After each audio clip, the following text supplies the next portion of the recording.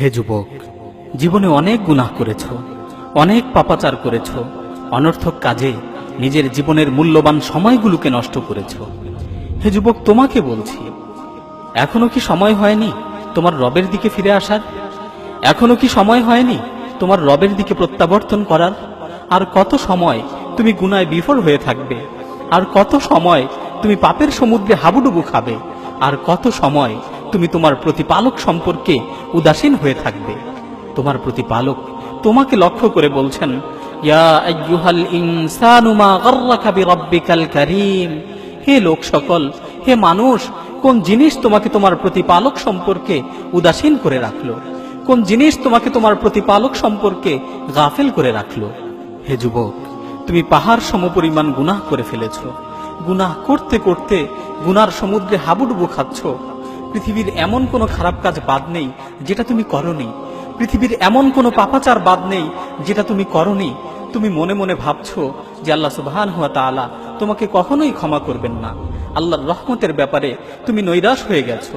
কিন্তু জেনে রাখো, আল্লাহ তাআলা তোমাকে লক্ষ্য করে বলছেন, ইয়া ইবাদিয়াল্লাযীনা আসরাফু আলা আনফুসিহিম লা তাকনাতু মির রাহমাতিল্লাহ ইন্নাল্লাহা ইয়াগফিরুয যুনুবা জামিআ ইন্নাহু হুয়াল গফুরুর রহিম।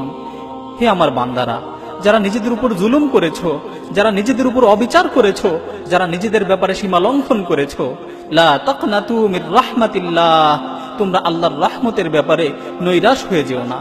তোমরা আল্লাহর রহমতের ব্যাপারে নৈরাশ হয়ে যেও না। ইন্নাল্লাহা ইয়াগফিরুয যুনুবা জামিআ, নিশ্চয়ই আল্লাহ তাআলা তোমাদের সকল গুনাহকে ক্ষমা করে দিবেন।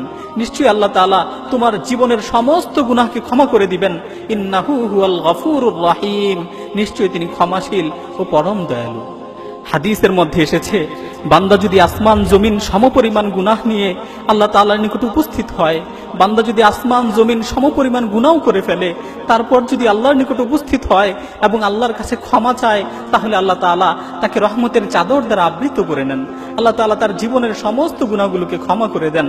আল্লাহ তাআলা পবিত্র কালামে মাজিদে ইরশাদ করছেন, নাব্বি ইবাদি আন্নী আনাল গফুরুর রহিম। হে নবী, আপনি আমার বান্দাদেরকে জানিয়ে দিন, আপনি আমার বান্দাদেরকে বলে দিন, নিশ্চয়ই আমি ক্ষমাশীল ও পরম দয়ালু। ক্ষমাশীল ও দয়ালু আল্লাহ আমাদের জন্য তার ক্ষমার হাতকে বিছিয়ে রেখেছেন, আমাদের জন্য তার রহমতের হাতকে সম্প্রসারিত করে রেখেছেন। আল্লাহ তাআলা আমাদেরকে ডাক দিয়ে বলছেন, হাল মিন মুস্তাগফিরিন ফাআগফির লাহ। আছো কি কেউ গুনাহ থেকে ক্ষমা প্রার্থনাকারী? আমার কাছে ক্ষমা প্রার্থনা করো, আমি তার জীবনের সমস্ত গুনাহগুলোকে ক্ষমা করে দিব। আল্লাহ তাআলা আমাদেরকে ডাকছেন, আমাদের মতো পাপিষ্ঠ বান্দাদের ডাক দিয়ে বলছেন, হাল মিন মুস্তাগফিরিন ফাআগফির লাহ।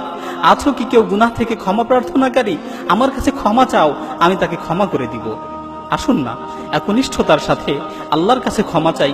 নিজের জীবনের সকল অপরাধের কথা স্মরণ করে দুহাত তুলে আল্লাহ সুবহানাহু ওয়া তাআলার কাছে ফরিয়াদ করে বলি, রব্বানা যালামনা আনফুসানা ওয়া ইল্লাম তাগফির লানা ওয়া তারহামনা লানাকুনান্না মিনাল খাসিরিন। হে আল্লাহ, আমরা নিজেদের উপর জুলুম করেছি। হে আমাদের রব, আমরা নিজেদের উপর জুলুম করেছি, আমরা আমাদের উপর অন্যায় করেছি, অবিচার করেছি। আপনি যদি আমাদেরকে ক্ষমা না করেন, আপনি যদি আমাদের উপর দয়া না করেন, তাহলে আমরা ক্ষতিগ্রস্তদের অন্তর্ভুক্ত হয়ে যাব, আমরা ধ্বংস হয়ে যাব, আমরা ক্ষতিগ্রস্তদের অন্তর্ভুক্ত হয়ে যাব। আমরা যদি একনিষ্ঠতার সাথে আল্লাহর কাছে তওবা করি, আল্লাহ তাআলা অবশ্যই আমাদেরকে ক্ষমা করে দিবেন। সুতরাং আসুন না, একনিষ্ঠভাবে আল্লাহর কাছে তওবা করি, আল্লাহর কাছে ক্ষমা প্রার্থনা করি। আল্লাহ তাআলা যেন আমাদের তওবাকে কবুল করে আমাদেরকে তাওয়াবিন ও মুতাতাহহিরিনদের মাঝে অন্তর্ভুক্ত করে নেন। আমিন।